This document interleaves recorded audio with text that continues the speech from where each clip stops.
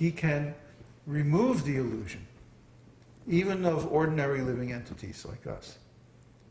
These are his inconceivable potencies. See, Kṛṣṇa, you might say, well, how can the tiny living entities realize the supreme absolute truth? How is it possible? You know, we have so many defects, such limited intelligence, but Kṛṣṇa can do anything, including reveal himself even to the fallen conditioned souls and make them enlightened. That's Kṛṣṇa's inconceivable potency. Srila Rupa Goswami therefore offers his obeisances unto Kṛṣṇa by saying, Kṛṣṇa, who is present as a human being, has as his mere shadow the whole material nature. He has expanded himself into so many cows, calves, and cowherd boys, and he has again manifested himself in all of them as the four-handed Nārāyan. He has taught millions of Brahmas self-realization, and thus he is worshipable not only by the heads of all universes, but by everyone else also.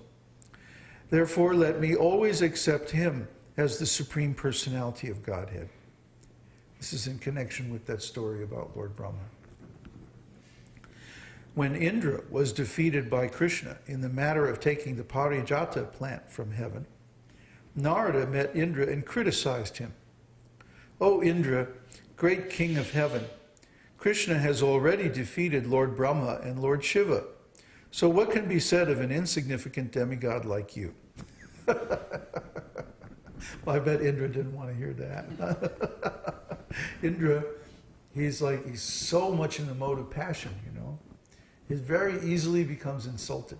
This is a characteristic of a person who is conditioned by the mode of passion.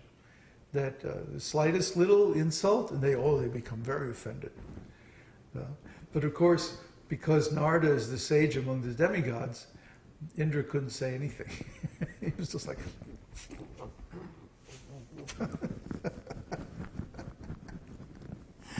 Oh boy. Narada Muni, of course, was criticizing Indra jokingly, and Indra enjoyed it. In Narada's statement, it is confirmed that Kṛṣṇa was able to illusion even Lord Brahma and Lord Shiva, as well as Indra. So there is no question of Kṛṣṇa's power to do the same to lesser living entities. A description of Kṛṣṇa's power in minimizing the sufferings of sinful reactions is given in Brahma Samhita as follows. Beginning from the great king of heaven down to the ant, everyone is undergoing the reactions of past deeds. But a devotee of Kṛṣṇa is relieved from such reactions by the grace of Kṛṣṇa. By the grace of Kṛṣṇa. It's not a mechanical process. It's not that you chant Hare Krishna and somehow or other the samskaras in the mind are dissolved and because of this we become relieved from karma or something like it. It's not mechanical. No, it's by the grace of Kṛṣṇa.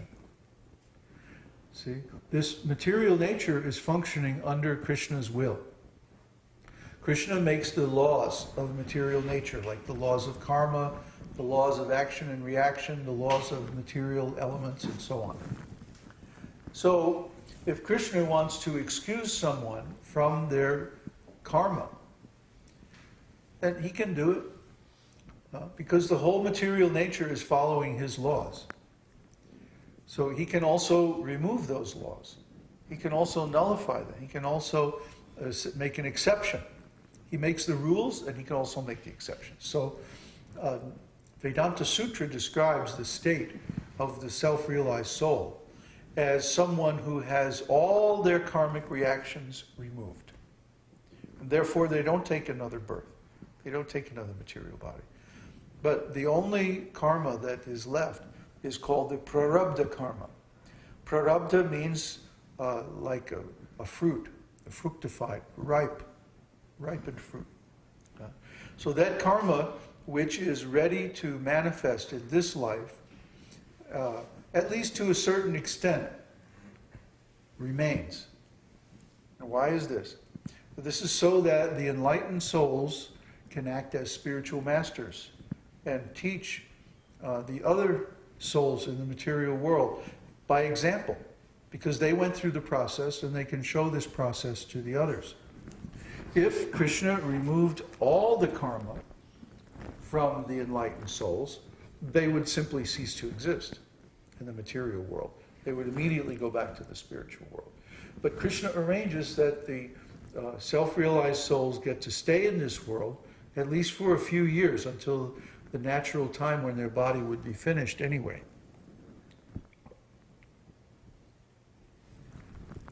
So they can teach others and help them to attain the same self-realization.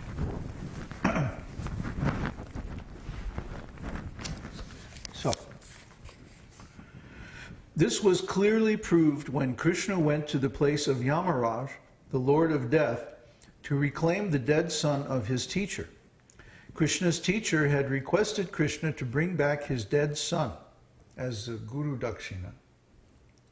And to do so, Krishna went to the place of Yamaraj to reclaim that soul, who had been brought there by Yamaraj and was being kept under his control. Krishna immediately ordered Yamaraj, "Be benefited by my order and return that soul unto me." The purport of this incident is that even a person who is under the regulative principles of the laws of nature, and is therefore punishable by Yamaraj under those laws, can be granted complete immunity by the grace of Krishna. Now, grace in spiritual life is a very specific thing. Grace means that when a very exalted personality grants a benefit to a person who actually doesn't deserve it, but just out of their exalted nature and out of their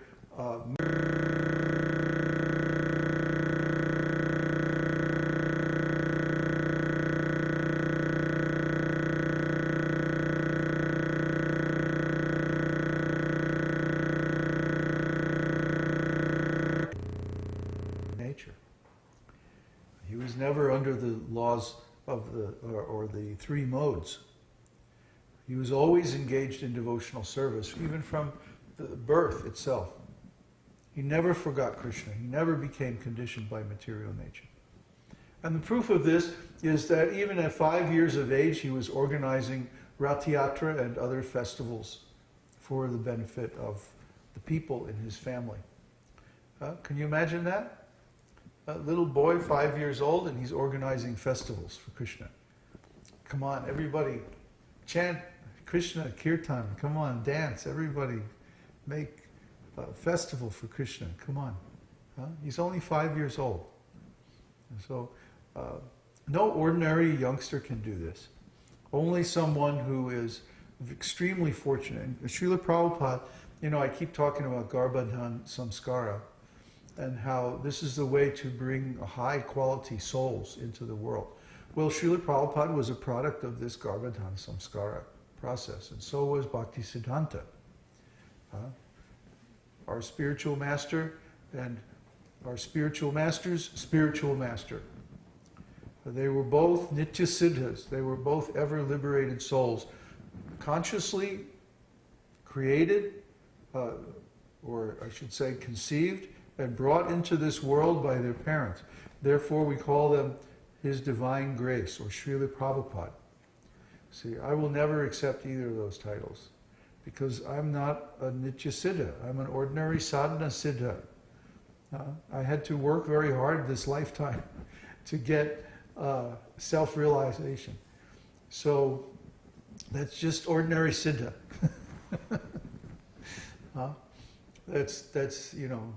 That's grace. But divine grace, that means someone sent by Krishna. Krishna sends these souls, these very, very special, highly empowered souls, into this world to spread his teaching, spread his glories and knowledge of him to the conditioned souls. And they're not ordinary souls, not at all. So Srila Prabhupada and Bhaktisiddhanta, they get these special titles. Other people don't deserve them. So why are they taking them artificially? Why are they taking His divine grace? These other sadhana siddhas just like me. Well, what's wrong with these guys? Or maybe not even siddhas. Maybe they're just still in sadhana. But they're taking the title as if they were. See, this is not right. We cannot endorse this. And as the example, we don't take these titles ourselves. We simply, His grace. Just ordinary grace. Anyway, Krishna's inconceivable potencies have been described by Shukdev Goswami as follows. Krishna is bewildering my intelligence because, although he is unborn, he has appeared as the son of Nanda Maharaj. Although he is all-pervading, still he is held on the lap of Yashoda. In spite of his being all-pervasive, he has become limited by the love of Yashoda. Although he has innumerable forms,